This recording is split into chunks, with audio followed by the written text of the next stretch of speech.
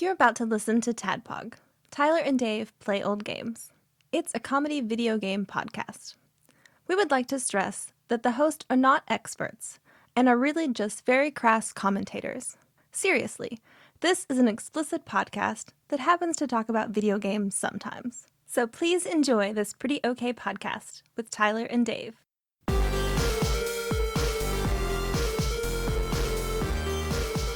Hello, Internet. Hello! And welcome to another TADPOG podcast, where three very, very old teens with attitude, because that's what Zordon asked for when he wanted to pick his Power Rangers. Was teens He asked for teens with attitude? Teens with attitude. Why not just like badass teens or like teens that would be good fighting the forces of evil? Why not Smelly Why not teens. Navy SEAls? Why not grown ass men?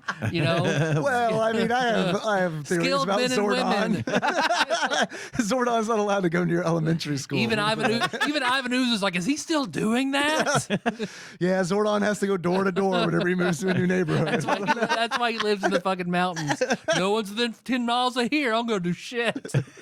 I built my robot friend. He finds teenagers for me. Even teens, like, I don't know, teens with attitude seems like if you have, even if like out of all the subsects of teens, the teens with attitude, if you're an old spaceman, is probably not what you want to deal with. They're not teens with attitude. The Mighty Morphin Power Rangers are not, because they're always like eager to like help and like do good. Yeah, they don't have attitude. They don't have attitude ever at all. talk back. Yeah. Not once did they talk back to Zordon, as far as I know. Make them racially diverse, but it could also be assigned a color and Right. bring it to me. Right. Should they know what color the and they person is based already- on the suit? Oh, yes, of course. And they already wear that color anyway. It's like their favorite. That's their thing. That's anyway. your favorite color. Should the girl be pink? Absolutely. Yes. What other color could she be besides A yellow? white girl? Yes. A white girl who likes pink. Covered. Is the green one going to be white or what? Do we already have a black one? Yeah, it's fine. Whatever. So today we're talking about Mighty Morphin Power Rangers Fighting Edition. Wrapping up the last of our 4-part Power Rangers Super We're Nintendo done. series. Done with Power Rangers. It's been a long, crazy journey. It really has. Hope you guys all have a good summer. Lots of ups and See you next downs. year. What a long, crazy year it's been. Well, before we jump into that, you guys done anything in the past few days? No, not really. Nothing I didn't already report on Tuesday or Monday, whatever day we were here last. Yeah, it's only been like 2-3 days since we've seen each other. Yeah. I mean, all I've done is go to work. Yeah. I was hoping, because I had to go into work very, very early this morning to do the annual nurses breakfast. So I got off pretty early. So I came home, played this game, beat this game, and then had time before recording. And I was like, oh, I'll stream a little more Hollow Knight. I was hoping so badly that I could come in and be like, beat it, did that thing. I got so heartbreakingly close multiple times, but did not do it. Did not do it. So maybe next week. I mean, yeah, of course. Because I did finally beat that boss that I put in hundreds of attempts in, but only in where you can go and practice on him. Otherwise, I have to beat him at the end of like a 10 boss gauntlet. So it's not. I wish it was like Super Meat Boy, where I just jump right back in and then. Right. But I have to do this whole gauntlet all over again and sort of reset where I'm at, and then it fucking sucks. I'm ready to be done with it. It does sound awful. I mean, I love this game. I love this game so much. It's the only Souls type game that I like. People say 2D Dark Souls, but it's the only game like that is like this that I fucking love and will keep going with. But I'm ready to move on. Well, I hear that Hollow Knight is James Halliday's favorite side-scrolling game. Everything's his favorite. It is. I'm reading Ready Player 2, as I mentioned last week, and I'm almost done with it. I'm enjoying it, but the pop culture references are driving me crazy. We had a brief discussion about this earlier, before we started recording. Yeah, because I had some questions. I had some Dark Tower questions. He has some questions. But are you officially done? You finished the book? Went through the keyhole? Oh, you finished the Dark Tower. Now you're on Went Through the Keyhole? Yeah. Okay. Yeah. I mean, I'm on it. I started it. I'm taking a break. Yeah, I get it. I'm taking a break.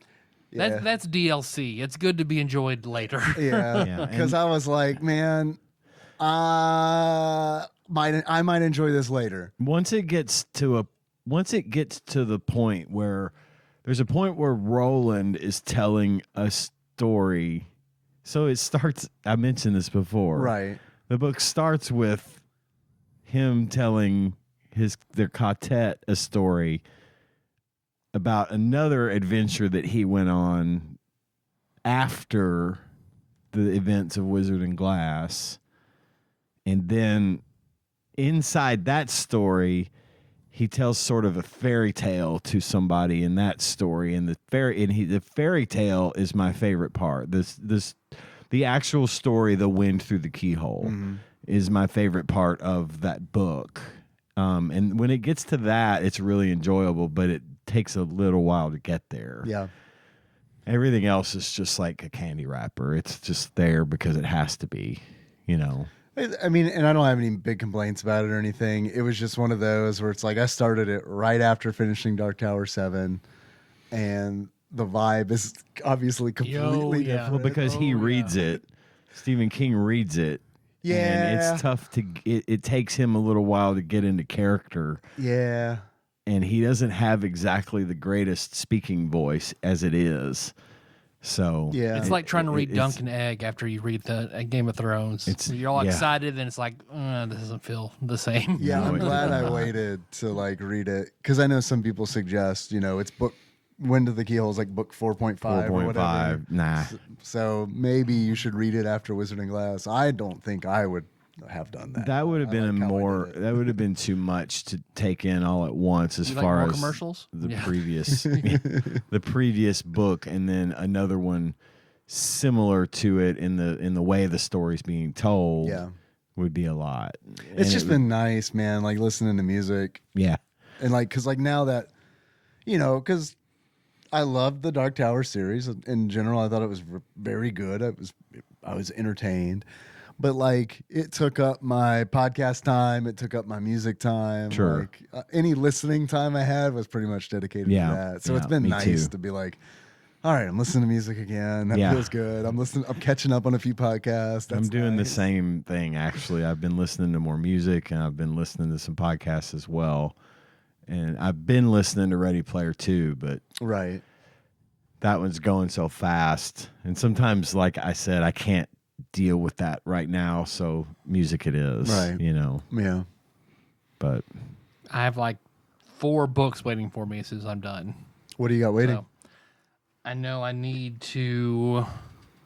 Let me pull up my Audible real quick because I know I want to go back. It came out a while ago.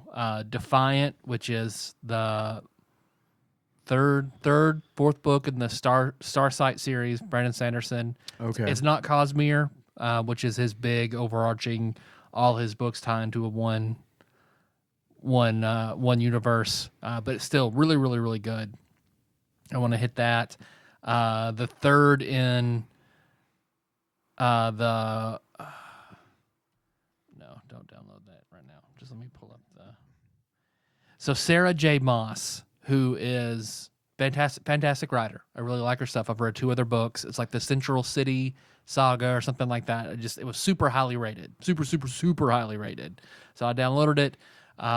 Was surprised. She also is the author of A Court of Thorn and Roses. Oh, okay. Have you heard of that? Yeah. Which is like fantasy porn.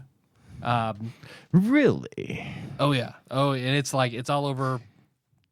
I get tons because I'm on fantasy TikTok a lot. Like I get hit with that, and it's like Did you say fancy TikTok? fantasy. Okay. I'm on it's a TikTok fancy Plus TikTok? subscription service. Yeah, is that like a super premium TikTok or like $6.99 a month. fancy TikTok? All right. So it's very female forward, huge in female fantasy readers. But it is, I think that book is super porny. These are, I had no idea. So I was very surprised when I got to that point. It's like normal, like Frodo puts his bag on and steps outside, starts blowing Gandalf. What the fuck? Yep, because it And then, talks like about three like pages, like his veiny wizard dick slid gently. Yep. Yep. Because it's like the city is ruled. I mean, humans are lesser citizens. There is like a human revolution going on fighting the powers that be, but they're not anywhere near strong They're enough. too busy fucking to get shit Yeah. done. So angels, fae, werewolves, all that are all own sections of the city and fight each other for power, yada yada yada.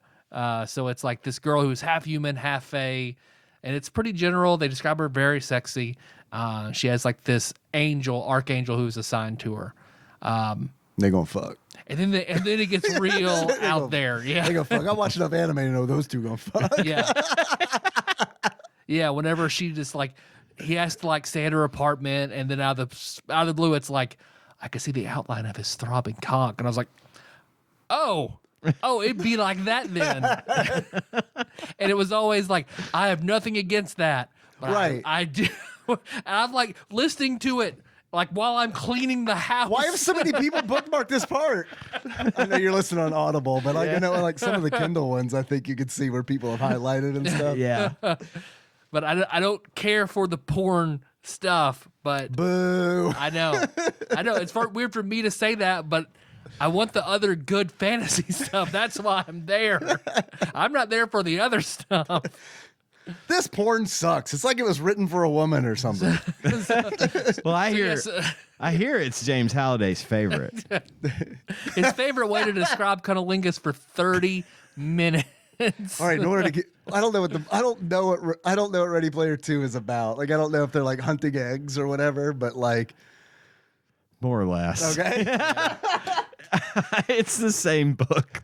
In order to with a get this different- egg, you have to put a halo on and like come on a ferret's face. You say that. You laugh.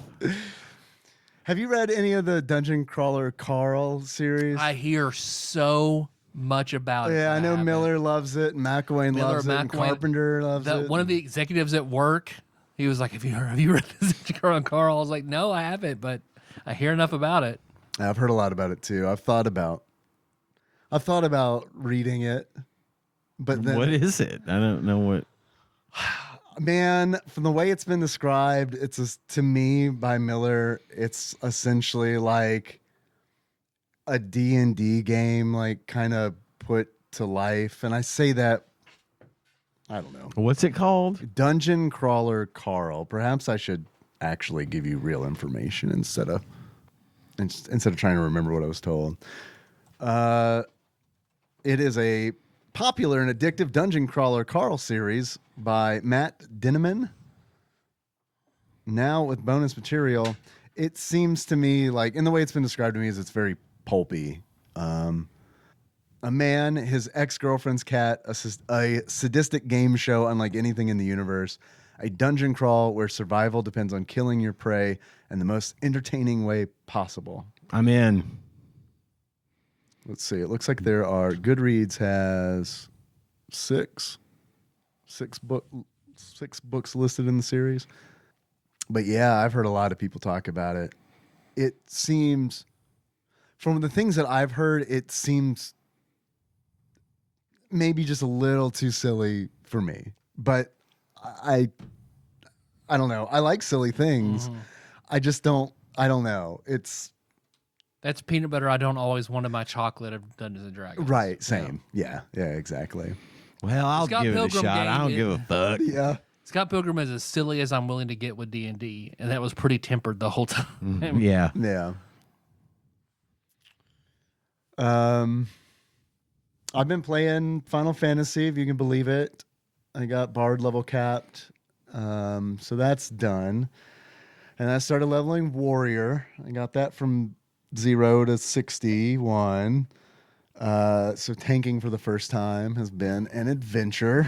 I like the class a lot. I like the warrior job a lot. Okay. The reason I've been wanting to level a warrior for a long time, but they call it tankxiety because it's like a tank is, tank and a healer High are fucking like pressure job. pretty much, yeah, high pressure. But from what I've heard, it's like once you've got it though, it's like lower pressure than DPS because it's like, I don't know. I've had conversations with Zal about this, but I've had people tell me that for a lot of tanking, it's like, I don't know, man, just hold the aggro. Just don't let the things hit the other people, and it's like your job's done. But the problem that I have with it is that the tank dictates the tempo of like a run, and for me, who's only played DPS, I have not paid attention to the tempo of that run. Or it's always been, honestly, all of the dungeons that I've been in as a DPS job, as a DPS role, has been like fucking go, go, go, go, go, go, go. Because the tank is just like fucking running fast through the dungeon, pulling everything until they can't pull anymore. And then It's very different from 11. dude, it's crazy different than 11. It's funny because I was having a conversation with someone in 14 the other day where I was like, they mentioned, they said this out of nowhere, like we weren't talking about 11 or something, but they were like, I heard in Final Fantasy 11 range DPS would pull. And it's like, yeah, they would, and they would pull that one single mob back to 6, 5, to the back 5 or line. 6. I can't remember. People waiting to struggle against it for 15 minutes. Yep. The object of Final Hope they Fantasy peel 11. it off the ranged Yep. DPS before it kills them. Right. If they even make it back to camp. Yep. Because the most efficient way to gain experience in 11 was to fight mobs that you could fucking barely defeat. Right. So yeah, it's 14's crazy different than 11 in that regard. Yeah, because you fight. Or pull a goblin who then drops a bomb and kills all of you. Right. All of you. Yeah, you got to stun it. You got to stun it. And it's in 11, it was like, I remember discovering that you could stun it. Because like the game doesn't tell you that. Yeah. At least if it does, if there's like a little fucking Taru that's like, hey, if you hit a weapon, I can't remember what it is, but what weapon ability it was, you can stun a goblin and it'll drop the bomb. It's just a thing that, I don't know, man. It was like playground rules, I feel like. So much I learned about 11 just from like random people I never saw ever again.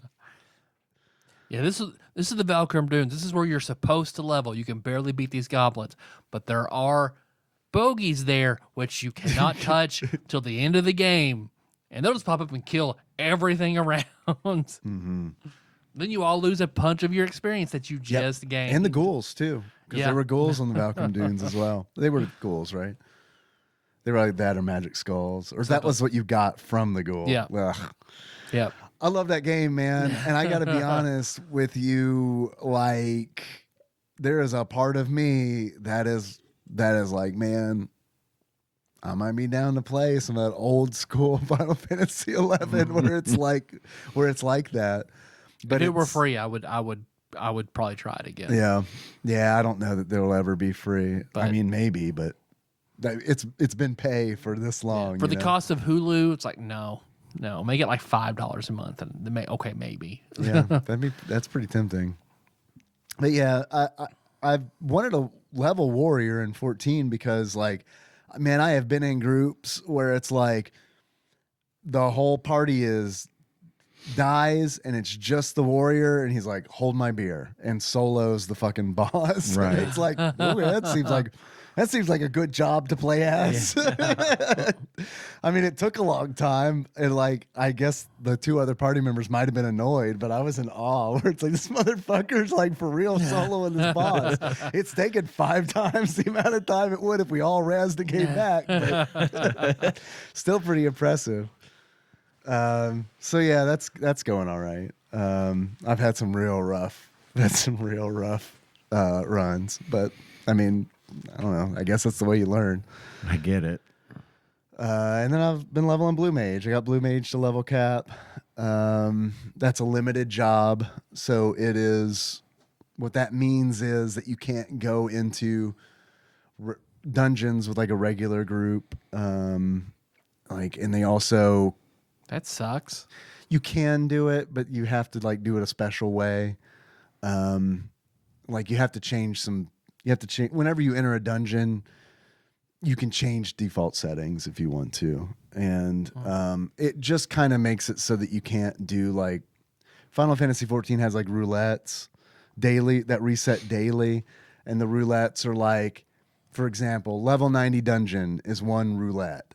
You select that, you hit join, and then the game randomly chooses a level 90 dungeon and pairs you with 3 other people or whoever, if you don't have a party already. They pair you up with the people necessary to run that random dungeon. Oh, you don't sit there looking for group for 12 hours. You can just find a group. No, yeah, they've got it's a pretty good queue system. I mean, it's DPS, you still kind of wait, but I mean, the longest, I don't know, I shouldn't say the longest I've waited is 20 minutes, but like average wait time for me on a DPS has been like, I don't know, probably 15 minutes. But like tanks and healers, they queue not instantly, but like under 5 minutes. It's funny how similar it is to Overwatch because you can queue as tank support or damage. Right, yeah. And there's 2 damage slots and 2 support slots and 1 tank slot. And if you queue strictly for damage, you're waiting the longest. Yeah. But if you queue either all roles or support and tank, which is effectively queuing for all roles because 1 in 30 you might get DPS, but generally it's support. Right. Yeah. And that makes because sense. no one wants to play fucking it. support. Yeah. And I'm like, so I've gotten really good at support because I generally just want to play. Right. Last night, John and I were playing Overwatch together, and we decided to both of us queue up for damage. And yeah, we waited probably 10 minutes, which in an Overwatch queue, that's a long time because there's nothing to do. Right. I mean, you can fuck around in the... At least in Final Fantasy, you could fish and craft and shit. Yeah, you could fuck around in the practice range and do a skirmish where people keep dropping in and out, and they all just stand around and wave at one another, Right. So it's just funny how everyone wants to be damaged in every game. Yeah. Yeah. Well, it also feels like in a lot of games, I mean, I was going to say, most of your options are DPS, it seems like. I don't know how it is. I don't know what the ratio DPS is. There are as many DPS characters in Overwatch 2 as there are tank and support combined. In fact, I think there are more DPS than tank and support combined. And I mean, honestly, half the time I queue for support or tank because, first of all, Diva's my quote-unquote main, and she's a tank. Yeah. But a lot of times I just get dropped into support. And frankly, I don't mind because I consider myself good at support. And that so rarely happens where if I queue for DPS or tank, 9 times out, I'd say 6 times out of 10, the support we get is someone who isn't good at support and just queued for all roles because they wanted to just get in. Yeah.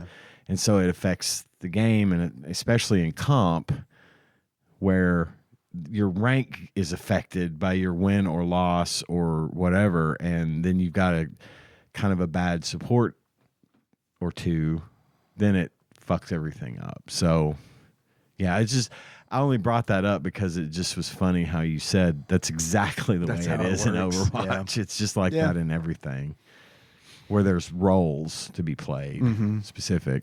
Yeah, I think it's because, I mean, I started playing in Final Fantasy as DPS because to me it felt like, first of all, there's another DPS, so I'm not going to my role is going to be shared with somebody else. If I'm starting out, that's nice to have someone who can carry. Back up. Yeah.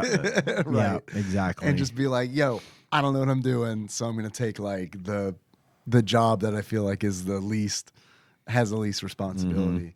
But I mean, in higher level gameplay, it's incredibly important because It it's is, like yeah. bosses are on timers, and it's like if you don't meet that DPS check, then there's an insta kill, you know. Mhm. So, Yeah. but yeah, Blue Mage, been doing Warrior, been doing Blue Mage. Blue Mage leveling it was super easy. Zal helped me with that and taught me a trick, a really weird trick. With one weird trick, level your warrior to Doctor. 80. Designers hate him. Designers hate this trick. These are the tricks the designers don't want you to know. But yeah, getting it to level cap was easy. The hard part is collecting all the spells, and it's like there are so many of them. I don't know exactly how many there are. My guess is like 200 some odd. And I've collected all the ones you can get in the overworld, but like the ones that are hard are like you have to go into a raid or a dungeon, and that just is, I don't know. You can solo it, but when you solo it, the chance of getting the spell lowers drastically.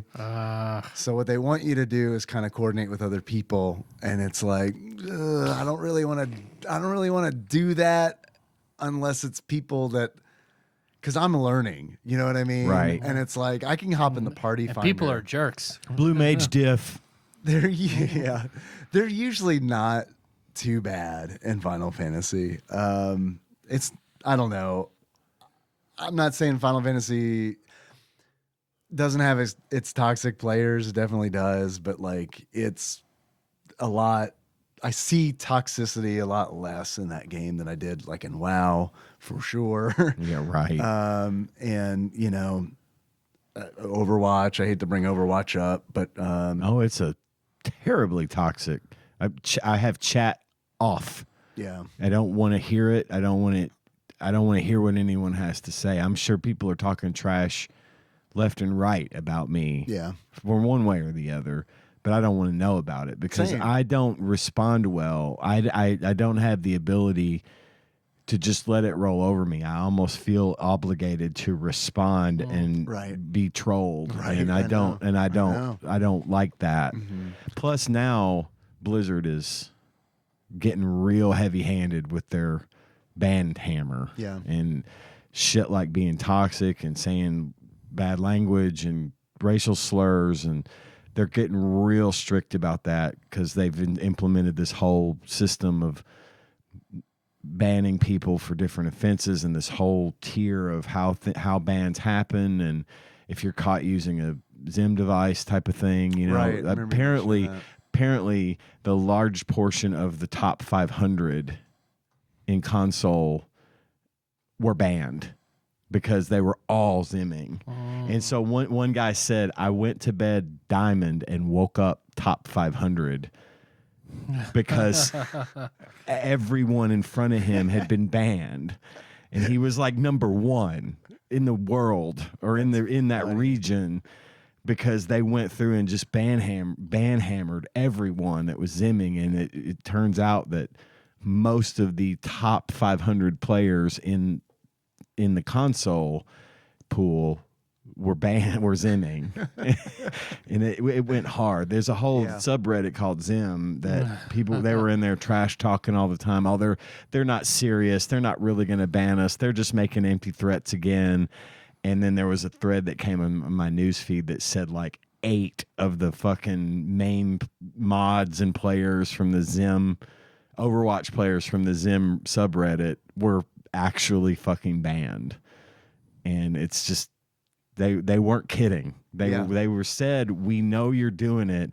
We figured out how to tell you're doing it. We're gonna fucking ban you if you don't stop doing it. This And isn't they Barry didn't- Bonds, Mark McGuire era baseball where you can just roll it out and get away with it. They did not realize that Blizzard was being fucking serious.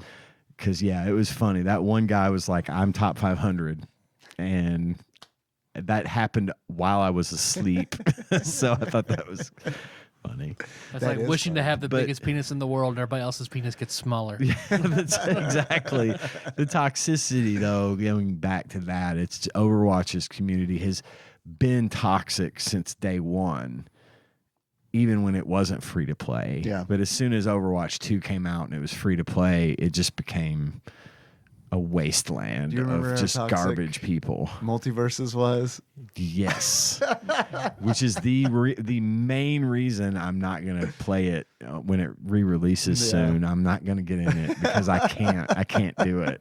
It brought me back to the old fucking Xbox 360 days where it's like I would play somebody on Street Fighter 5 and it doesn't matter if I did good or bad. Yes. I would get a message from the opponent like through the Xbox, like I get an Xbox message that would say something. Yeah. Like just Something awful. something awful. It doesn't matter. It doesn't matter if I played really well or really If you were bad. really good, you were cheating. Or And if you were really bad, you fucking suck. Just eat it, Yeah. loser. It's yeah, so fucking like, I don't know, man. It's just, it's funny, but it also is real shitty, you know? Yeah, it is. It is. Yeah, Hollow Knight does make myself feel bad. No one else has to. Well, that's usually the thing, man, is like, like, especially in multiverses where it's like trying out a new character or something. It's like, I already feel bad that like I'm got like a team Whoever member you're who's with like, what are you is- doing? You know, like Yeah. they're not saying that, but I imagine they're thinking. I would be that way. What are you doing? And then I would be like, they're probably They're learning. learning. Yeah. So it's fine. I'm learning. I'm learning. Yeah. Multiverses was bad. It was a bad time. There's a in Final Disguised Fantasy. as a good time. Yeah. I mean, I had some good I times. had a good. I had some liked good the times. game. I really Yeah. liked the game, but yeah, it was like every Rick and Morty fan was who played that game, and then they were just waiting for Rick and Morty to come out. Yeah, In Final Fantasy 14, you get a little, if you're under a certain level or have not spent a certain amount of time in the game, you have a little sprout that shows up next to your name.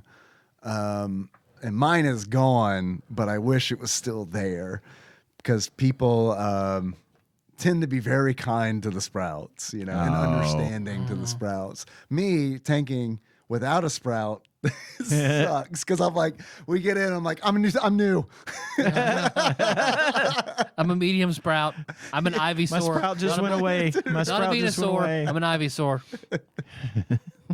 Or it's like, and there are so many dungeons too, where it's like, if I queue for one in roulette, it's like, there's a good chance that I'm gonna get one that I've run before as DPS, but like have not tanked. Like I ran one with Grim today where it was like, dude, I think I ran this one once as a DPS 2 years ago. It was rough. Yeah, it was rough. But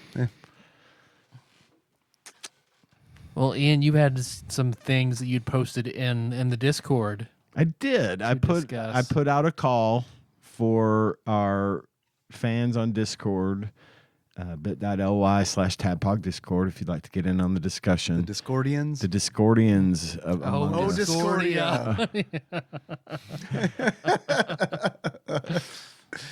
It's official. Requesting to I hear you very well. we always do drafts, and I thought it would be fun if we reached out and said, "Hey, everyone on Discord, why don't you draft your 5 favorite TADPOG episodes?" And the rules were maximum of 5 with a maximum of 2 honorable mentions. I just put this out Tuesday and have had quite a bit of feedback.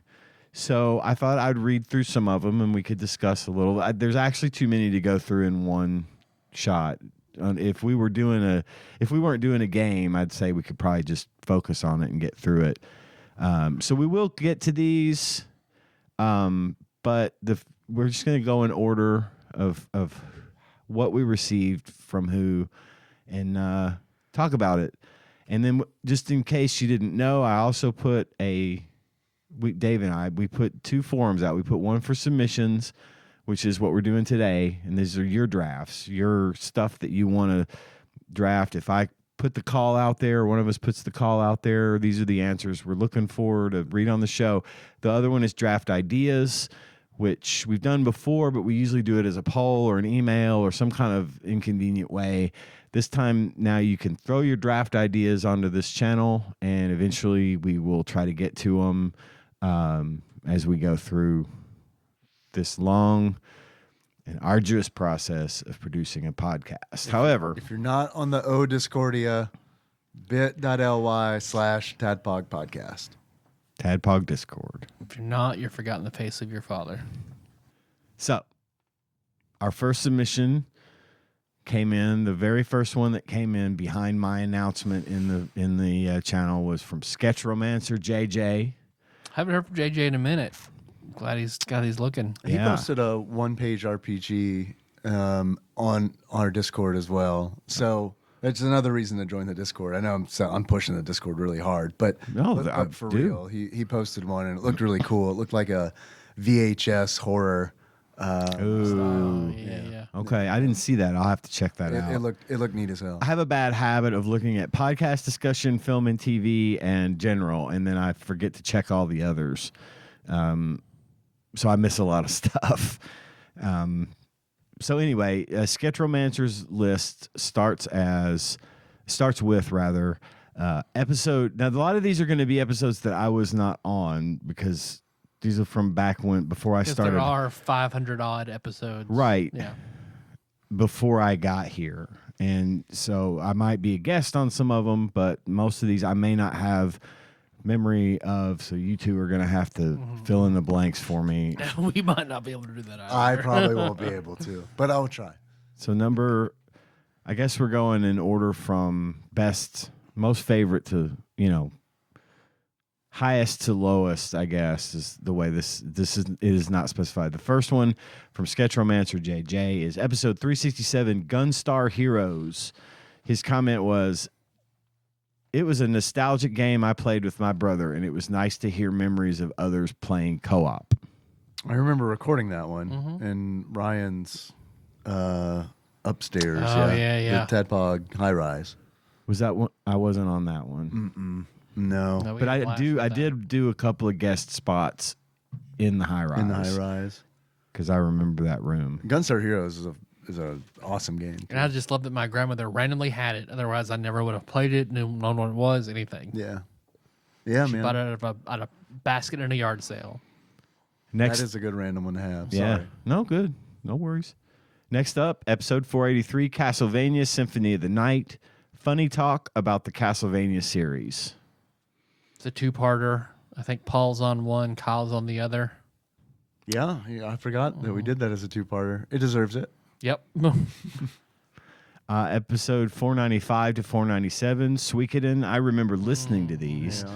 Tyler talking so passionately about the game and its sequel, and I remember Dave playing it and you guys having very long discussions Yeah. about it. But I found them interesting. The game talk there was really good, and it got me thinking, do I want to play it? And then I realized, no, I don't. But it was nice. I don't have to play it because I learned everything I needed to know about Suikoden from you two. So that's a service that was provided. Do you have, when's Ayuden Chronicles comes out like now, right? It's out. Chris, I kickstarted that. Got an email that my credit card had expired. I needed to update it to get it. Didn't see that email. So Oh, man. I missed it. Thankfully, thank you, Big Dick Pie Baker Chris His Vaughn Switch had an copy? extra Switch copy and gave it to me. Nice. So, but Chris so coming I in want to figure out clutch. how there are more steps. I want to figure out how to stream that from Yeah. the Switch.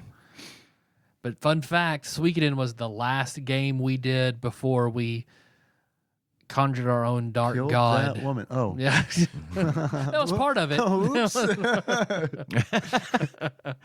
The before we spawn the randomizer. Mhm. Oh, Yeah. we Was it haven't really? we haven't visited the randomizer in a while. We've got a mini randomizer. We've got a right now. mini randomizer running now for our film game series that we've been on. Son of randomizer.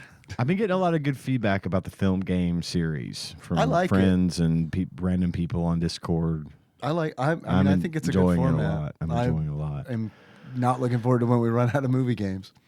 Well, we'll make it work. We can do this. yeah. Next on Sketch Romancer JJ's list, episode 552, Revolution X. The game about Aerosmith leading a rock revolution had me dying laughing. Yeah, it's a bad game. It is a bad game. It's a bad game that I liked as a kid. Yeah. In the arcade, I didn't play it on The arcade one I remember playing. But I liked the arcade version as a kid. This is one of the few Super Scope games, right? You would think. I think it said it was, and it wasn't, or something. Or did it? Is it? I didn't play it on. Or maybe it was mouse compatible. It was there was something where it was. Yeah, don't get me and lying. we couldn't get it It's to been work. a long time. I don't recall playing it with the Super Scope, but You couldn't zim with it. you couldn't see. Next up and last on band all Zimmers from all Super Scope Zimmers. Last on Sketchromancer JJ's list is episode 609, Pocky and Rocky. Hell yeah. He says, I'm glad. yeah. Hell yeah. I'm glad others shared in the frustration of how difficult that game was. And I also really love, and I guess as his honorable mention, he puts, I also really love all the actual play episodes. So you can get those if you're interested in hearing the actual play stuff. Patreon.com/TADPOG.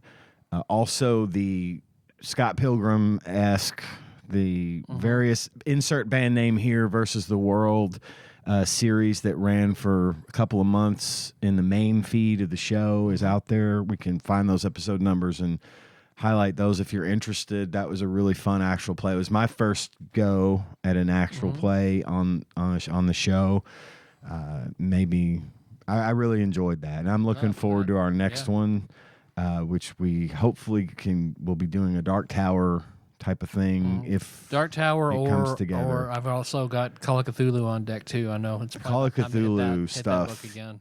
Listening to that actual play, that's probably one of my fondest memories was listening to the Call of Cthulhu actual plays that you've done. I wasn't in them, but I enjoyed listening to those a lot. I like those a lot. Tyler produces the shit out of those. He does music and sound effects and all kinds of things that make them really, really enjoyable. Well, there's minimal in Piggy Palace. I did that way more on Scott Pilgrim. Nothing in Son of Sam. Minimal in Piggy Palace, and then heavily produced Scott Pilgrim. Got a lot in Scott Pilgrim. What do you prefer? I mean, I know obviously heavily producing is a lot more It's work. a lot of work. But do you prefer the final product of that over like the minimal producing? It's hard. It's hard to say because I feel like to get the Scott Pilgrim vibe that was necessary to that game. I wonder if I tried to do it with something Call of Cthulhu, I don't know if it would add to it or would take away from it. Because I did enjoy the episode I really lead into with it where I had like the rain sound effect and stuff like that when you guys were storming the Piggy Palace. That's pretty subtle though, especially compared to like what you were doing with Scott Pilgrim for sure. And I agree with you. I think like doing some of that in Scott Pilgrim is necessary because it lights up that nostalgia. Video game nostalgia-ish thing, and that happened throughout that movie a great deal. And that, to grab that aesthetic, you've got to really grab it. So if I were to do another Call of Cthulhu, I would put more production into it, but still try to keep it subtle. to the cocking of a gun, rain, light jabs outside of a restaurant, something ambient and atmospheric, but not like to trigger a nostalgic feeling. Like Scott Pilgrim. And definitely the sound of a VCR tape. Yep. I bought that. I'm gonna fucking use it. and a gate and a vault You have to shutting. insert that somewhere in every actual play from now on. To get your money's worth. There's always a lighthouse. There's always a VCR.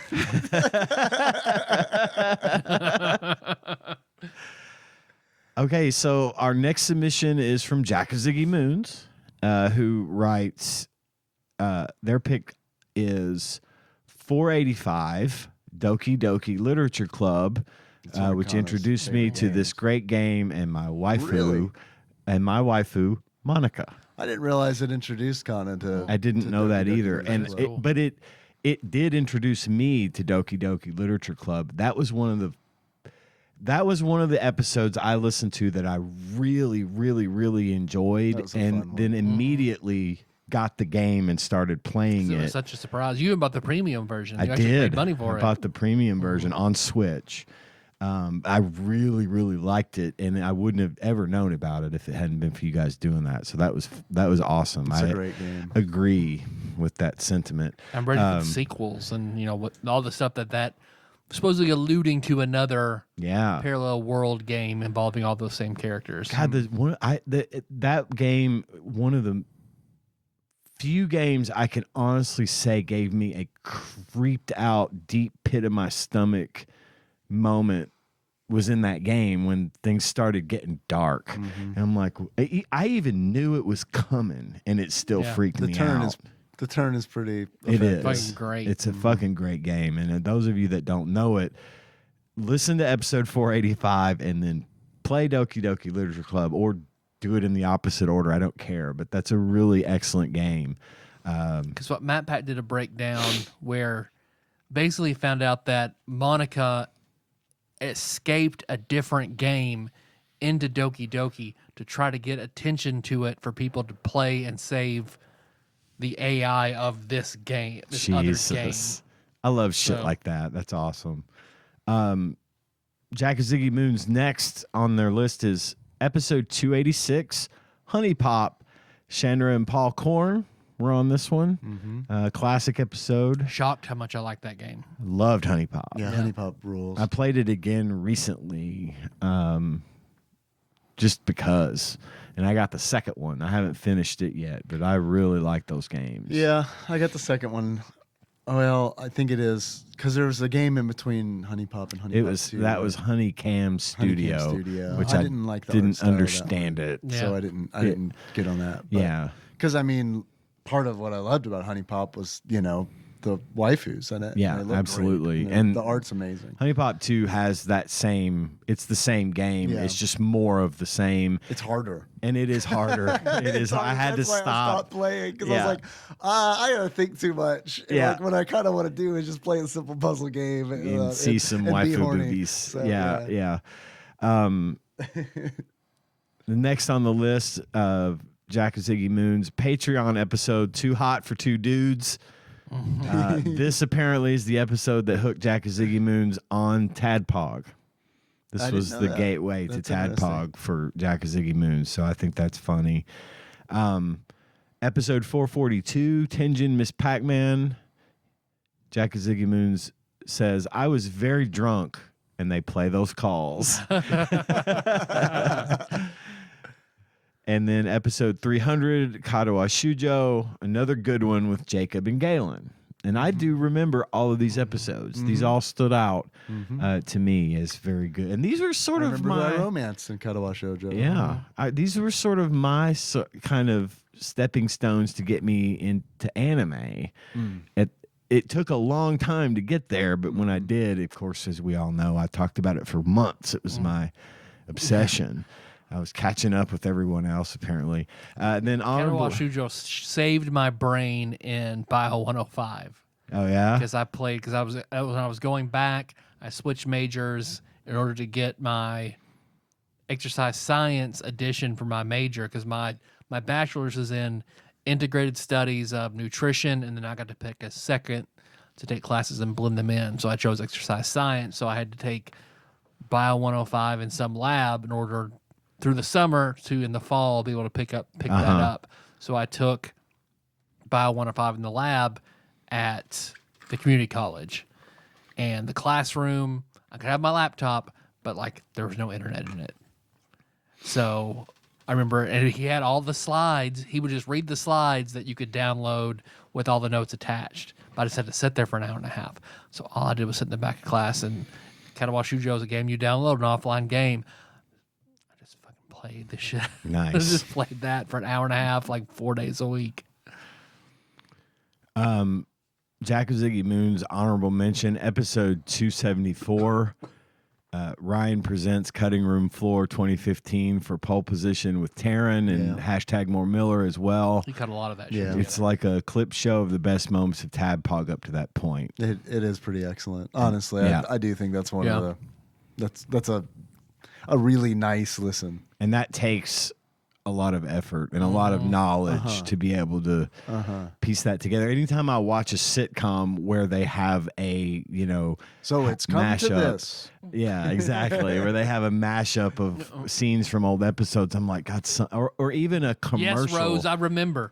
And then Or even a commercial where they find all of the words that they say to help emphasize the message of the commercial for that show. Sure. It's like, man, that's a lot of work. And I guess probably now there's probably AI that handles a lot of that. so But It's Always Sunny did a clip show of clips that didn't actually exist. Oh man, that's funny. I love it. That was really good. Okay, our next submittor, and I'm honestly surprised he didn't make it in sooner, is Mr. Puzzles himself, Dane S. Preston, Esquire. He says, "Oh shit, this is the moment I've been training for." This says, and he's got it all bolded out and like sorted. I mean, it's super Nice formatting. Good formatting, Nice. real Props. OCD shit. Backlog Banisher Dane's episode draft. The first listing here is episode 369.5, the one where Ian answers sex questions for money. It's a good one. It's a pretty good one. I remember that was fun to record. It got a lot of attention. That was a Patreon episode Right. because I refused at the time to answer sex questions on the regular feed for fear that someone I know might hear it. If you know me and you want to hear my sex stories, give us $1. It's on the Patreon, patreon.com/TADPOG. The next entry here, episode 245, Pepsi Man. Fanta is Nazi Coke, and Dave's state of pure, unadulterated joy when he got that question right. I will never forget that moment. I have actually run that back and listened to it before. The purity of that laugh of like getting that question right. If you could bottle that and sell it, you'd be a billionaire. It was wonderful. There's a Pepsi Man, I'm proud to report, is a meme in Final Fantasy XIV. There is a boss in the game that when you fight, it is tradition to yell Pepsi Man. And I'm not the only one who does it. Like Nice. I learned it from watching someone else. I was like, holy shit, yes. Oh, man. Next up, episode 633, The Ignition Factor. The boys took on Tadpog high stakes trivia, almost beating me at my own game, and including and inducing financial ruin. Yeah. That I was forgot good about shit. that. That's I think funny. I was in on that. I think Yeah. I was here for that one. Now, what I'm having trouble remembering is the game Ignition Factor. That's the That one was with the firefighter one, Okay. and we liked that game. That was actually a fun game. I remember that. Yeah. Well, I mean, it was conceptually. Yeah. It was a good game. I It was would a play it again. refreshing Yeah. game. I'd play it again.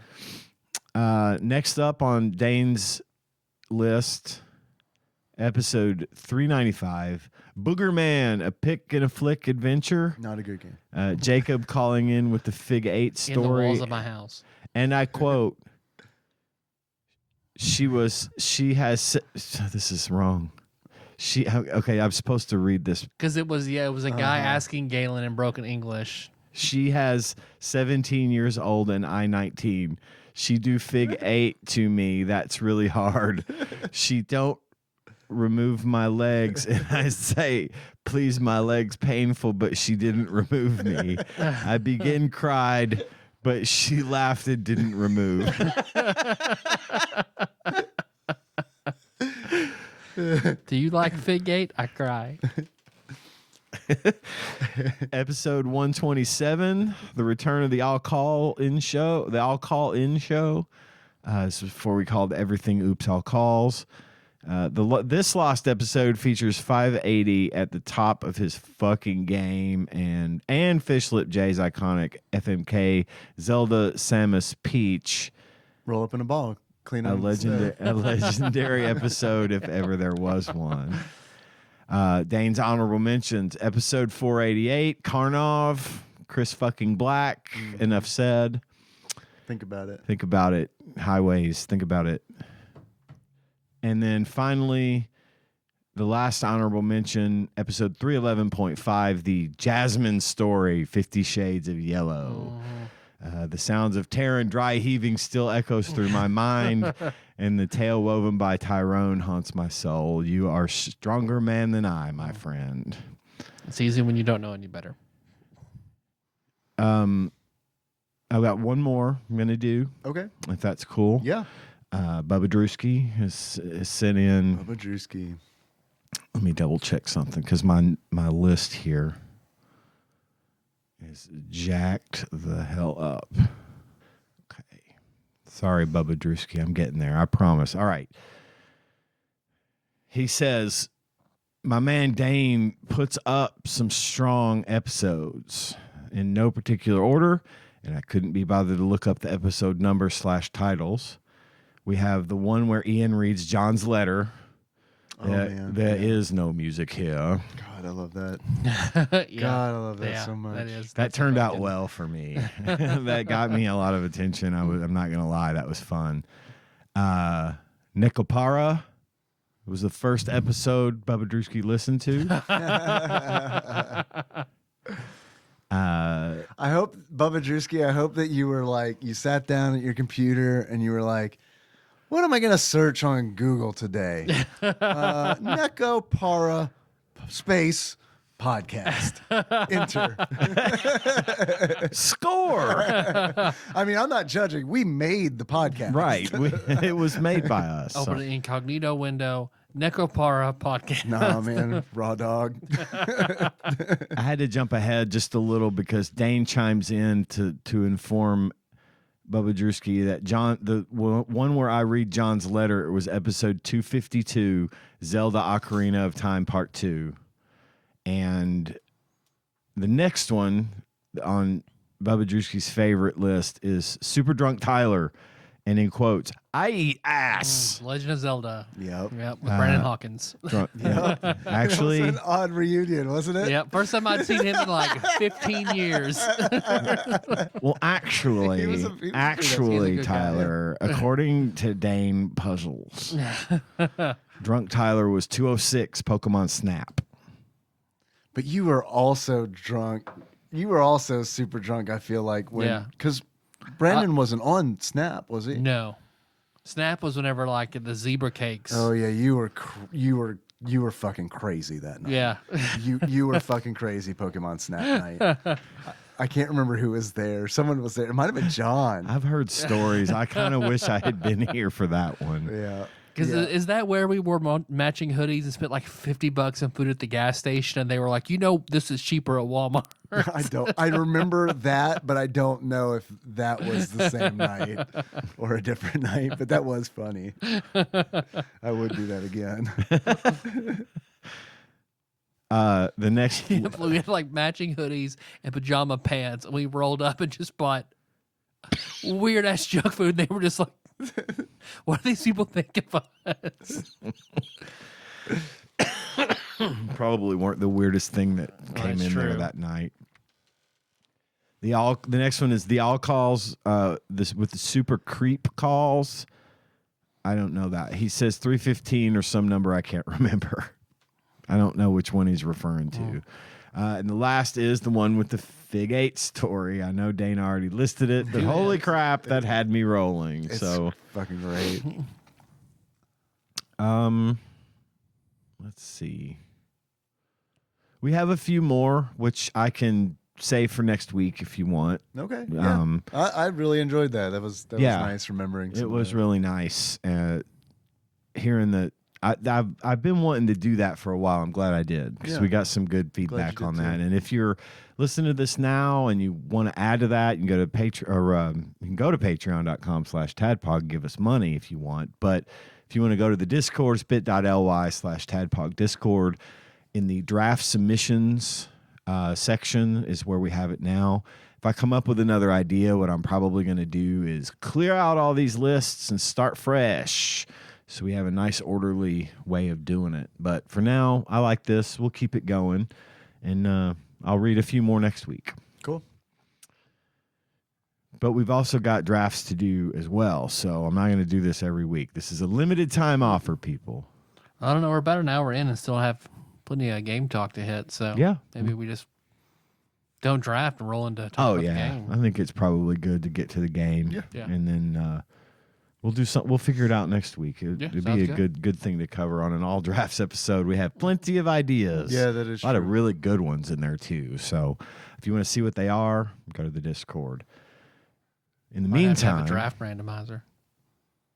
ooh, we could do a draft randomizer. That's a good idea. Then we wouldn't have to choose anything. Yeah. We let fate decide for us. Like the cut of your We jib, can make Tyler. another idol to worship. I always have. That was always my least favorite commandment. All the ones on that one tablet, you can just ignore. That's fine. Yeah. I don't know what other ones were on there. Probably like coveting your neighbor's wife. Yeah, whatever. Forget that. Everyone does He that. likes Let's get it. rid of it. He likes He's a it. cuck. He doesn't. Yeah, it's totally different. He asked me to do it. I mean, what was I going to say? No. That's why I asked God. It's like, what about cucking then? Come on, Right? Come on, man. I mean, you gave us the ability to comprehend it. Surely it's fine. Their parents. I'm honoring someone's mother and father. Come on. All right, so let's take a little break, and then we'll be right back to talk about Mighty Morphin Power Rangers, the Fighting Edition.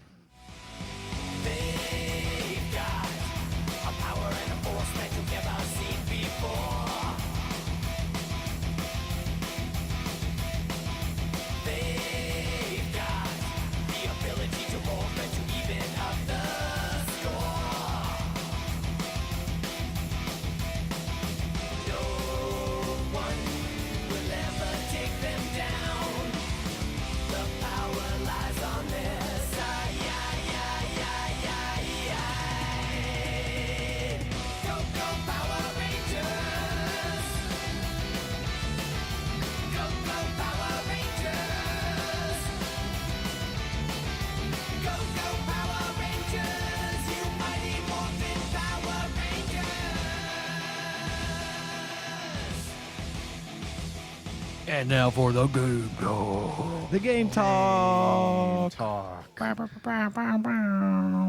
Do we want to start out with the letter, the email? I do.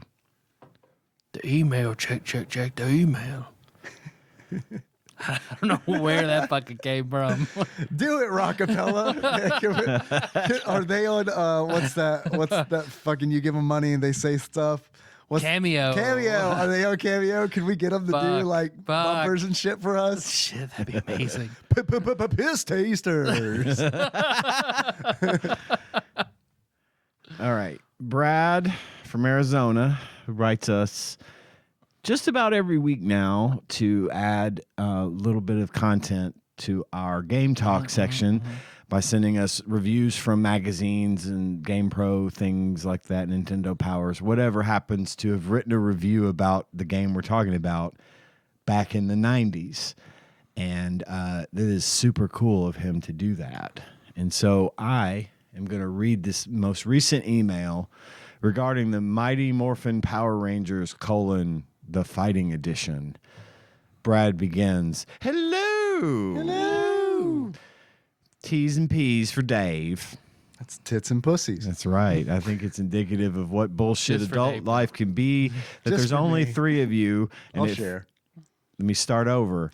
T's and P's for Dave. I think it's indicative of what bullshit adult life can be that there's only 3 of you and it feels like at least one of you has a crisis roughly every 7 days. Hang in there. Correct. That is not wrong. This game was reviewed just 2 issues after the Power Rangers movie game. Apparently, market saturation was not a concern. Mediocre fighting games were a dime a dozen in 1995, and if you had this, you had 1/12 of a dime. From GamePro, October 1995, one of the more negative GamePro reviews you'll see. Mighty Morphin Power Rangers, the Fighting Edition. Just when you thought you were all rangered out, they're back. This time in POG form. This time around, the Rangers have morphed into a one-on-one fighting game that's sure to take a lot of hits. Go, away. MMPR Shit. Fighting Edition doesn't set itself apart from the vast number of fighting games Neither the movies nor the gameplay are above and beyond what's already been done in fighting. I'm sorry, I read that wrong. Neither the moves nor the gameplay are above or beyond what's already been done in fighting games. Graphically, the game looks okay. The fighters are fairly large in size and sport some nice detail. However, the graphics start to wear thin as soon as you pick up the controller. Choppy animation and slow characters make for uneventful gameplay. Flat backgrounds are even more lifeless than the characters themselves. The sparse sounds are all too familiar to the ear. Most of the sound effects in the game are rehashed from games like the Ninja Warriors and Wild Guns, which was a good game. Yeah, Wild Guns is great. Your best bet is to turn the sound off and make up your own. At least yours will be original. This guy's ripping this game, a new one. The controls are the strongest feature in the game. The moves are easy to pull off, and there are even some 2-in-1 combos. But if you're looking for in-depth competition, you may want to keep on looking. Let's see.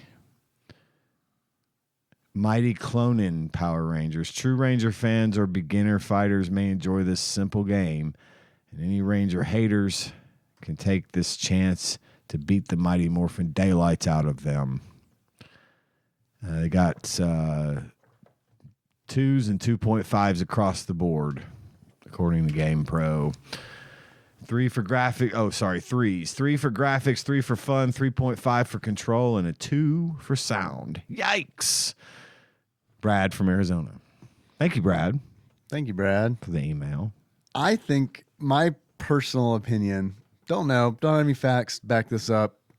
Don't know how I would even gather those facts. I think this reviewer didn't like Power Rangers, is my guess. Not, I don't mean the game, but like as like an IP, as a franchise. Yeah. I don't think he liked Power Rangers. And this is just because my opinion of this game, I think this is a really good fighting game on the Super Nintendo. I don't think it's real deep, and I don't think it needs to be. It doesn't need to be. Because I think it's a good beginner like starter like fighting game. I thought it looked really good. And I got so excited when I was so like I thought this was going to be a game where you're fighting as the Power Rangers, red, blue, all of the colors. Right. And you were going to be like fighting against like I don't know, putties and stuff. And it's like, you're fighting as Zords. And like the moment, like that was a big realization for me where it's like, you're fucking fighting as Zords and you're fighting against like, you're doing the thing like at the end of What was the missing beat 'em from the up. It's like movie? they left Right. it out of the movie Yeah. game, and That makes you think, wonder if they did it on purpose for. They probably this. did. They probably saved it. They were probably like, Yeah. we can make 2 games out of one. Yeah. Considering that it was also developed by Natsume, like the other games were. Yeah, man. This came out in 1995. It is a fighting game. It was developed by Natsume and published by Bandai, just like the game we talked about last week. But that was a beat 'em up. This is a fighting game. I've kind of showed my cards. I didn't think it was a very in-depth game. I was disappointed by a few things. You can, in the story mode, you can only fight as one of 2 Zords. right. And this is the Tiger Megazord. Tiger Megazord, right? And then the Thunder, I don't know. I don't know. The Mighty Thunder Morphin Power Rangers. Megazord. Yes. The Thunder Megazord or the Mega Tiger Zord. Excuse me for not remembering those names. Which I didn't remember in my either. opinion, the Tiger Megazord fucking outclassed the hell out of the Thunder Megazord. See, I think that's funny because I think my Oh, opinion do you? is the Okay. exact opposite. 'Cause I had a much easier time with the Tiger Megazord. Did me, you? than I did. me too, actually. I like the reach of the Thunder Megazord. That Saber did have some reach. Because he's got a The sword. saber was nice. You get an easy 3-hit combo right off the bat Yeah. with that thing. And the way it's set up, it's a 4-button game. You've got a light regular attack, a heavy regular attack, and then a light weapon attack. and a heavy weapon attack. So every character in the game has a weapon. I thought that was neat because it's bless you. Thank you. I feel like that's a thing that we've seen in a couple fighting games. I think it was Warlord, a fighting game. I feel like that was there was one like Conan the Barbarian style fighting game. Battle Blaze. Battle Blaze. I'm pretty sure that was it. Yeah. But like, so I like the novelty of seeing weapons in a fighting game. I think that's nice because it like breaks from like the Street Fighter, Mortal Kombat. I know Mortal Kombat has like projectiles. Samurai and Showdown stuff. is the one I think of with weapons. For sure. Yeah. Yeah. This is a lot less, I'd say, tactical than Samurai Showdown. But I'm glad you brought it up. I like the novelty of the weapons. I like how that's set up. I thought it looked really good. I think the sound. I think if you like the Power Rangers theme, you're going to be okay because you're going to hear it. You're gonna hear You it really like the a Power lot. Rangers theme. on Play it repeat over and over it's again. It's the only music they have in the whole game. But I think that is detrimental. However, I will say that I personally never get tired of that song. I know. And if there was a battle, like if I'm fighting and it's not playing, I'd be like, why isn't the theme song playing? What is this bullshit? So I don't know. That's kind of like my initial thoughts on the game. I know that, and some of that might be colored just by the fact that I like fighting games. I have played so many bad fighting games on the Super Nintendo. There are a lot of bad fighting games on this console. And I know we're not to this point yet. This is like a top 100 for me. This is like, God damn. this would like replace, I mean, it'd be like in the bottom, but I think this is a really good game. To me, this is like a personal hidden gem for me. I think it's better than Teenage Mutant Ninja Turtles Fighting Edition, like tournament. I think like by far, I think it's better. The controls in this game are really good. I didn't feel like they were like mushy at all. I mean, it all felt really crisp. And another thing that I liked about it is that there aren't many special moves, but the commands are shared between characters. So it's simplified. I know they do that in Street Fighter where it's like a quarter circle forward plus a punch is probably going to throw a fireball for a lot of characters. Right. But then you have the characters that are more like a charge setup, where you got to charge back and then forward to do a projectile. From what I saw, all of the characters kind of have like a similar move set, which could be viewed as a bad thing. But I think when I was playing this, I was thinking that it felt like they made a good fighting game for younger people. Yeah, absolutely. Without question, that's what they were doing. Because I don't think it's very complicated, but I do think it's a very good-looking game. And I know I'm going on and on and on, but I did really like this game. It really surprised me. Okay, no, I totally get that. And like the backgrounds, I mean, it would like GamePro touches on the backgrounds. I do think it would be nice if like some of that was destructible.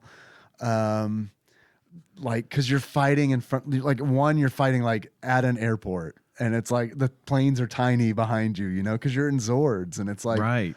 They did a really good job with scale, but I agree. I do wish like if there was some kind of like destructibility or like something going on in the backgrounds, I think that would be nice. Because even in the show, like the enemy will uppercut the Megazord and it will fall into a building and break the I know. building. Yeah, stuff like that would be awesome. And then there are those King of Monsters games, the SNK games, where like that's what I was thinking of because like you destroy the city like as you're wrestling, Yeah. as kaiju. Yeah. And I think those games they're different, but I think those are more impressive. The SNK games are more impressive. This is kind of like the Mighty Morphin Power Rangers fighting game is like a by the numbers fighting game. I just think that they nailed the fundamentals, to be perfectly honest. Because I'm wondering if they didn't build, because the enemies are the same enemies you fight in the movie game, like the lipstick girl and the silver, the monster with the claws. And I don't think you fight Goldar though. You do. You fight fight Goldar Goldar in the right movie? before you fight. Oh, in the movie, I don't know if you movie fight game. Goldar. Oh yeah. Yeah, No, I don't actually. but it's the think- same. Like those aren't Goldar monsters in the I movie game? remember. I didn't make it to Goldar in the Ivan not. Ooze Maybe beat 'em up, so I don't know. Yeah. I know he's in the I don't- fighting I game don't- for sure. I don't think because I was you fight- excited when Yeah, I was yeah. like, "Fucking Gold, my dog, Yeah. Goldar." Goldar was tough too. He was like actually a little bit more of a challenge. I don't say it was a challenge. They Yeah, a finally little bit more of a changed because I challenge. feel like it was samey until Goldar because he has wings, Zed because he can teleport, and then fucking Ivan Ooze is a whole different ball game. Like I feel like I plowed through everything until I got to Ivan See, Ooze. it's funny you say and then I that. was just like. It was just that You had to that start TikTok of the little trying. kid like get shit on, get shit on. Like I didn't see Ivan that. That's Ivan funny. Ooze fucking punched my shit in. I fucking like 10 love times this. before I figured it out and was able to beat him. because I beat Ivan Ooze first try. First try. I thought he was I was like, what Oh, the fuck? man. I was like, okay, they're following fighting game canon where the last boss is not as difficult as the boss before him. Zed, I thought was way harder because that every time I take a swing at him, he would teleport. You get your combo going, you only get one hit before he's teleported behind you. Totally. Yeah. And see, I just, as you can see, as witnessed here on my Delta emulator on my phone, today I finished up playing. I have not yet fought Zed, and so I don't know. Zed was interesting in that he could. I've never. Because in my opinion, this game, it's fine. It's got good points and bad points. I did think it was interesting having Goldar that could fly. You Yeah. don't typically see regular fighters. I feel like everyone was pretty samey except Goldar when he's flying. That changes the script. Zed's teleporting. I remember teleporting like that. Like Scorpion can teleport, but not like fucking Zed can teleport. Right. And then I just noticed because I don't block a lot. I'm just that's not a tactic I normally use. And like I feel like you same. have to do it with Ivan Ooze. Yeah, I see why Ivan You're Ooze gonna- was difficult yeah, for you. yeah, because because- Ivan Ooze is like the strategy that I used for Ivan Ooze was like he's gonna like throw lightning or ooze or whatever, block, and then like he's got a long period of time before he does anything else, and then Yeah. you just fucking wail on him. Yeah. And then the next time he winds up, you just block, and then it's done. But I thought Zed gave me more trouble until I found out how to cheese him, which is throws. Throws Just do a were crossover insanely throw, powerful in this game. Grab that dude by his head, fucking throw him. I love the throws in this game. Most They're of so the brutal. they are brutal. Most of the ones that I won, I was spamming throws. Just if I was like, okay, I'm ready to move on, Yeah. I would just start spamming throws. The only one I couldn't throw consistency was Goldar because he flies. Yeah. You can't grab him. And I was more of a blocker in the Goldar one because he'd get up there, and if you got within his kick radius, he'd kick you in the head and cause problems for you. I think It's the closest I came to losing a life was fighting Goldar. I think it's a well-designed fighting game because they take a lot of fundamentals from like Street Fighter, for example. Like you can map things from like Street Fighter to Mighty Morphin Power Rangers, and I'm not saying that this game is definitely derivative of Street Fighter Sure. 2, for sure. And I'm not saying that it's better than Street Fighter 2. It's just interesting to see Natsume pretty much take Street Fighter 2 and we're like, what if we made this simpler?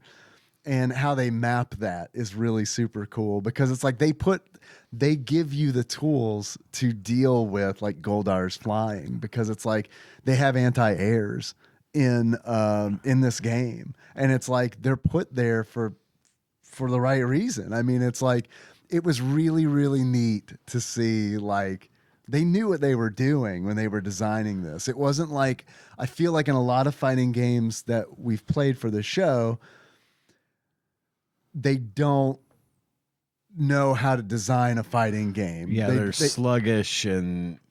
Well, that was my main controls complaint. Are bad. Is that you're big and it felt slow to me. I even struggle with original release Street Fighter 2 because I feel like it's frustratingly slow. Yeah. So this, I felt like your characters, and I get it, they're mechs, they're giant, they're Zords, so they're meant to be big. But they felt really big, especially what's his name, the Shogun Megazord or whatever. I think that's his name. Yeah, yeah, he's huge. He's towering. He's bigger, even way bigger than the Zord you're playing, and bigger and accurately slower. Right. Yeah.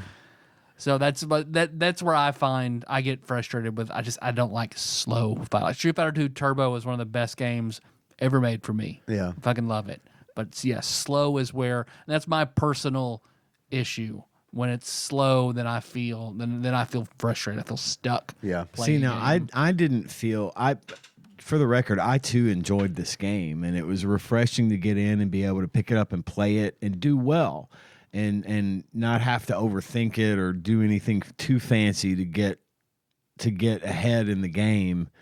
I didn't feel like it was too slow for me. I don't know if it's because of the emulator I'm playing it on, or whatever, but it felt good to me. I'm with you, Dave. I thought the controls were snappy and responsive. I thought it was colorful and fun. It is colorful to and look pretty. at. I'll agree I to thought that. it was 100%. I was surprised by the how thing good that the it looked. GamePro review says about the backgrounds being flat and boring. I completely disagree. I think the danger room type levels when you fight the other Zords, I feel are kind of boring. But the actual when you're outside where you fight the monsters, and they don't necessarily have to be dynamic to be good looking, And I think they did a good job with it as well. It kind of made me want to watch Power Rangers. I'm not the episodes, not the movie, because it's it reminded me of how much I enjoyed watching big fucking robots hit each other, hit a rubber monster, there's something about that I honestly feel like this game did a good job in capturing through its art style.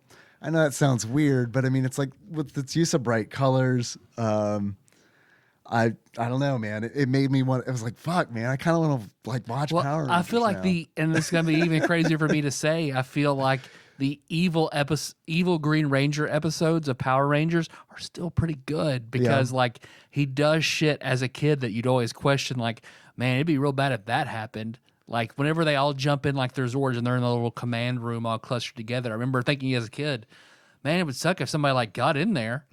So when the Green Ranger, one thing he does is when they're fighting him, he sets up the Dragon Zord okay, fight him. And he leaves the Dragon Zord, and all of a sudden you see him open the command door room into the Zord. They all turn around. He just beats the fuck out of all of them while they're at the control panels, and then throws them out of the Zord, and then destroys the Zord because he has control of it. Right. So I remember That's awesome. I remember stressing out as a kid for 6 episodes just watching the Green Ranger fucking give them the business. It was great. It sounds great. Yeah, my only reservation is I'd have to watch it with Henry, otherwise I'd feel really weird. Right. Because it's not like a cartoon. There's a disconnect for me where it's I don't really want to watch I feel weird watching a bunch of teenagers act. I just want to watch I just want to watch the just fights. the Super Sentai. You should watch Super Sentai. Yeah, I just need to watch Super Sentai. But yeah, man, I can't stress enough how impressed I was in the design of the mechanics of the game. It really felt to me like they understood Street Fighter and mapped it and distilled it and made it simpler. Not necessarily more fun, but they simplified it and managed, in my opinion, to keep that feel intact. It felt more Power Ranger to me than the other game did, last week's game. And I mean, yeah. They improved that's because the original was the right level of difficulty for a kid who enjoys the show to play. The first beat 'em up, one. Yeah. And I feel like the movie was substantially harder. Yeah, I thought it was hard, more difficult for sure.